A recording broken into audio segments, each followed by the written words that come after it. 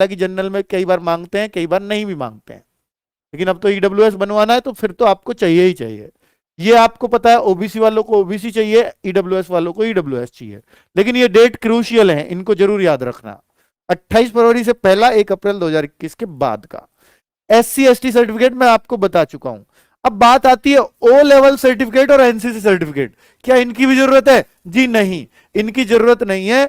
बस अगर किसी के पास होंगे, अगर किसी के पास है इनमें से कोई सा भी सर्टिफिकेट और 2 बच्चों के बराबर नंबर है और एक ही बच्चा लेना है, उनमें से मेरिट पे दोनों, उनमें से एक लेना है। अगर दोनों के पास ही नहीं है उनके, तो फिर तो जिसकी ज्यादा एज होती है उसको लेते हैं, ये रूल होता है। लेकिन अब एज बच्चों उनमें से एक की ज्यादा है, लेकिन जो छोटा वाला है उसके पास इनमें से कोई सा सर्टिफिकेट निकल आया, तो फिर उसको लेंगे वो, ठीक है, मेरिट में। फिर एज नहीं देखेंगे, क्योंकि उसके पास, छोटे वाले के पास भी है। बड़े वाले को क्यों लेते हैं? उसका कारण है, क्योंकि उसके पास और मौके हो सकता है ना मिले, ओवर एज हो जाए। छोटे वाले को इसलिए छोड़ देते हैं कि हो सकता है इसको तो चांस मिलते ही रहेंगे, है ना बच्चों। चलिए, तो मैंने आपके सारे डाउट क्लियर कर दिए हैं, बहुत अच्छी बात है। आगे बात करता हूं ऑनलाइन एग्जाम। अभी डेट नहीं आई है बच्चों, अभी इसकी डेट नहीं है, बाद में इलेक्शन के बाद कुछ अनाउंस होगी।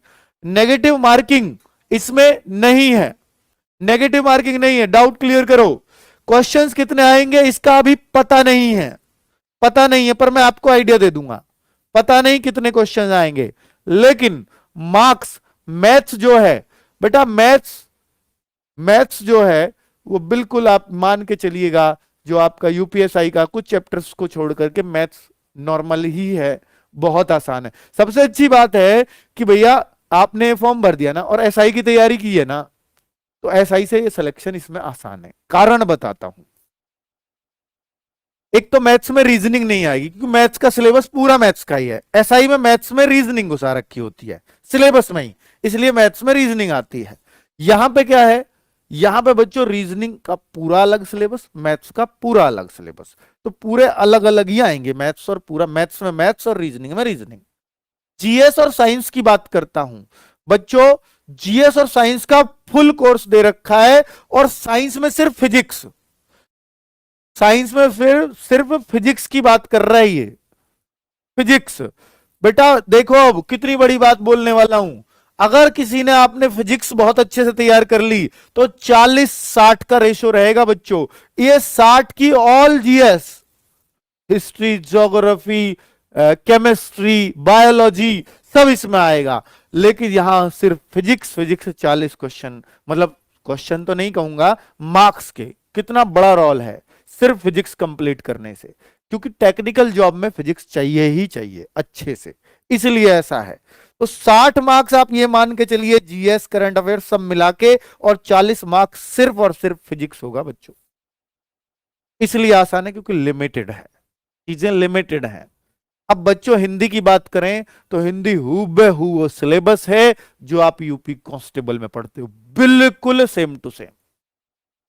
तो अब आप समझ जाइए कि पेपर कितना आसान जाने वाला है, क्योंकि एसआई में होती थी मूल विधि, बेसिक लॉ, जिससे आप बिल्कुल अनटच रहते हो, और यहां पर बेसिक लॉ जैसी कोई बात नहीं है, उसकी जगह जीएस और साइंस है। तो साइंस और जीएस तो बेसिक लॉ से काफी आसान हुए ना बच्चों। तो ये रहा फायदा एसआई से ज्यादा।